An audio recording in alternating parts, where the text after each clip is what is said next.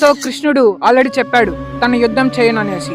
Then బలరాముడు కూడా నేను యుద్ధం చేయను అనేసి వెకేషన్కి వెళ్ళిపోయాడు, అంటే తీర్థయాత్రలకి బలరాముడు వెళ్ళిపోయాడు.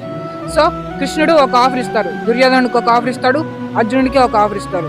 తన world's biggest army, powerful army అయిన నారాయణీ సైన్యం ఒక పక్క, దెన్ కృష్ణుడు ఒక్కడే ఆయుధం పట్టడు, యుద్ధం చేయడు, ఆయన ఒక్కడే ఒక పక్క. అప్పుడు అర్జునుడు కళ్ళు మూసుకొని కృష్ణునే సెలెక్ట్ చేసుకున్నాడు. దుర్యోధనుడికి ఏం కావాలి? ఆ సైన్యం, ఆర్మీ కావాలి. సో ఆర్మీని దుర్యోధనుడు చూస్ చేసుకున్నాడు.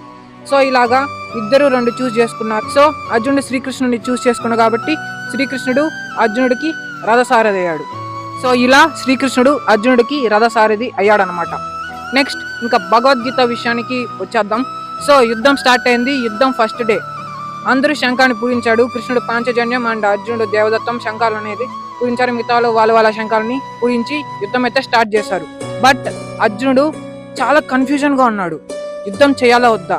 మా వాళ్ళతోనే యుద్ధం చేస్తున్నా, మా వాళ్ళతో యుద్ధం చేస్తున్నా, మా ఫ్యామిలీనే, మా అన్న, మా ఫ్రెండ్స్, మా గురువులు, మా తాతలు ముత్తాతలు వీళ్ళే ఉన్నారు. సో ఇంకా నేను యుద్ధం చేస్తే ఏమవుతుంది? అంతా ఎండ్ అవుతుంది. సో నాకు పాపం అంటుకోదా అనేసి చాలా అంటే చాలా క్వశ్చన్స్ అడుగుతూనే ఉన్నాడు అర్జునుడు. సో అప్పుడు ఈ క్వశ్చన్స్ అన్నిటికీ ఆన్సర్స్ ఇచ్చాడు శ్రీకృష్ణుడు. అసలు ఎందుకు పాపం వస్తుంది, ఎందుకు పుణ్యం, గుణాలంటే ఏంటి, జ్ఞానం ఏంటి, భక్తి అంటే ఏంటి, కర్మ అంటే ఏంటి, ఏ గుణాలు ఉన్నాయి, ఆ గుణాల నుంచి ఎలా తప్పించుకోవాలి, ఇలా ప్రతి ఒక్క దానికి ఆన్సర్స్ ఇస్తూ 574 శ్లోకాస్ శ్రీకృష్ణుడు చెప్పి డీటెయిల్గా ఎక్స్ప్లెయిన్ చేశాడు.